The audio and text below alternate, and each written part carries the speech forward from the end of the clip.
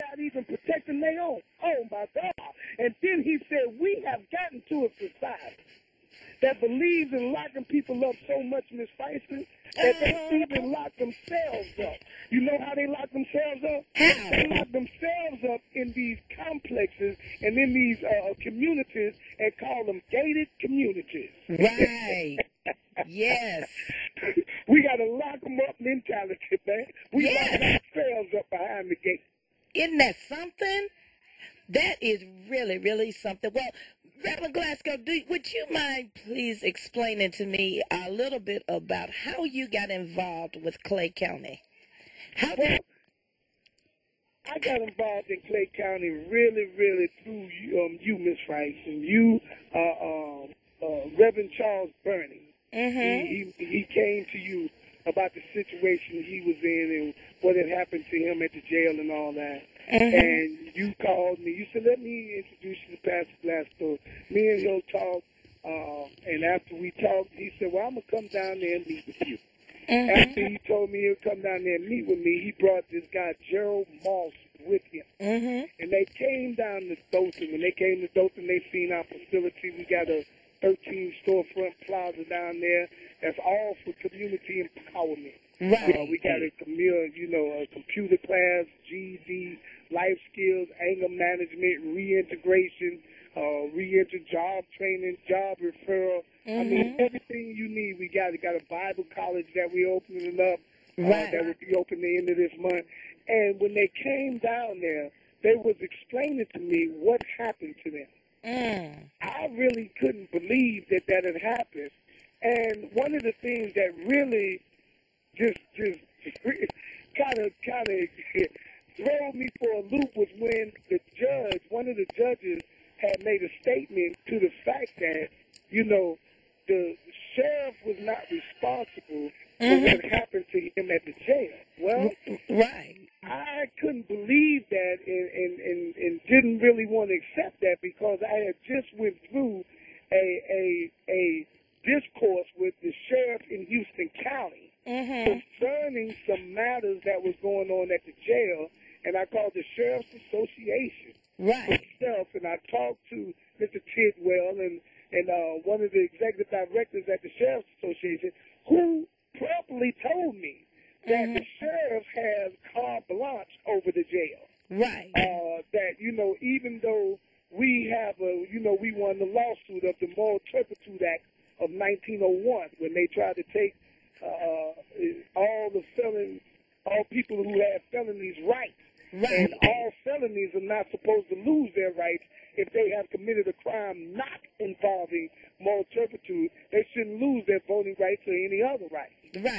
And however, I went ahead and sued the state, and I made something very, very well known that people just was really overlooking, and that's the fact that it was always in the Constitution, but no one ever addressed it. So I got together with the commissioner, and thank God we have a beautiful commissioner over the Department of Corrections right now. We have some beautiful people that's in the state right now that's willing and ready to do the right thing. The only thing that they're waiting on is people like Gerald Moss, people like Reverend Charles Burney, who are willing and ready to address it. You got to come on now.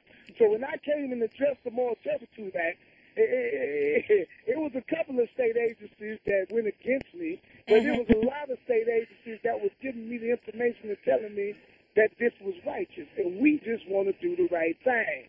Okay.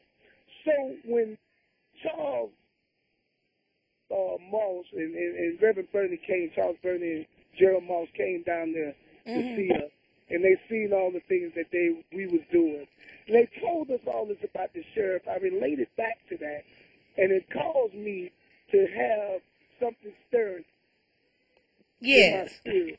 It caused me to have something wrong in my spirit, and I told them, I said, okay, what we're going to do is let's start the T.O.P.S over there. Are y'all interested in that? And they said, yeah, we'll start the T.O.P.S over there, but what about addressing this? I said, let's start the T.O.P.S and let's address this. Little did they know at that time, we had the endorsements of Lieutenant Governor.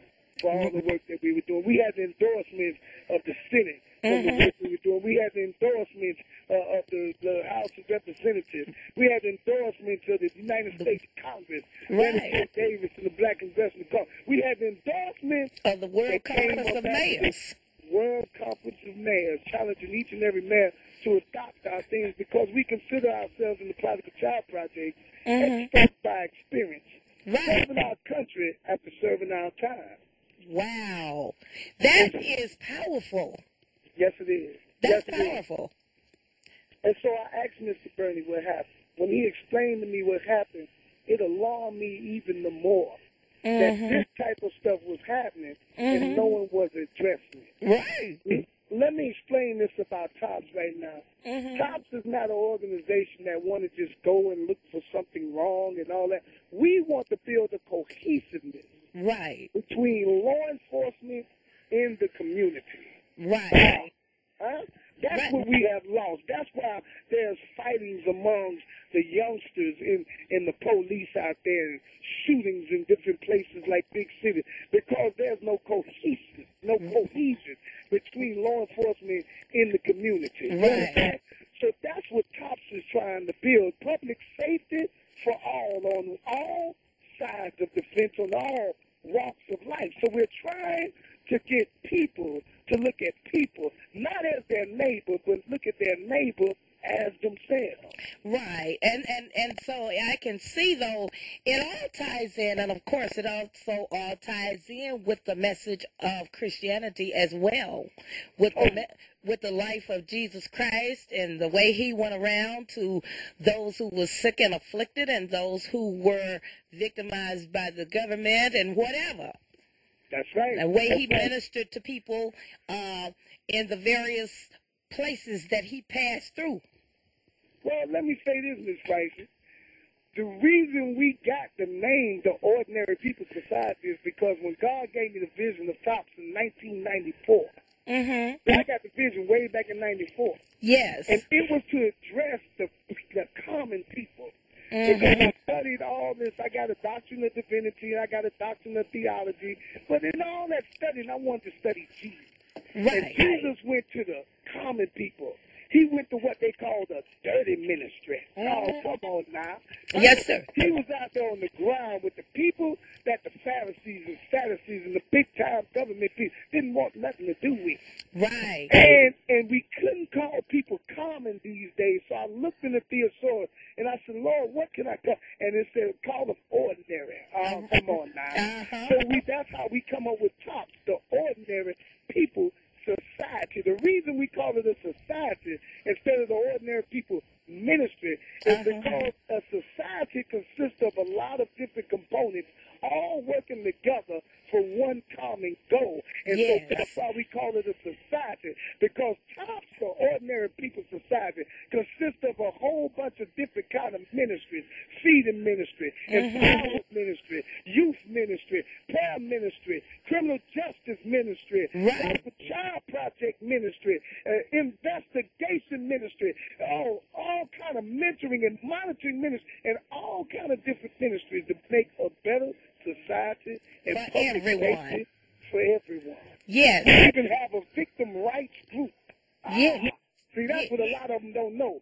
We have a victim rights group within T.O.P.S, the Ordinary People Society, that weighs out some of the things that we go against and some of the things that we address and some of the things that we back up off.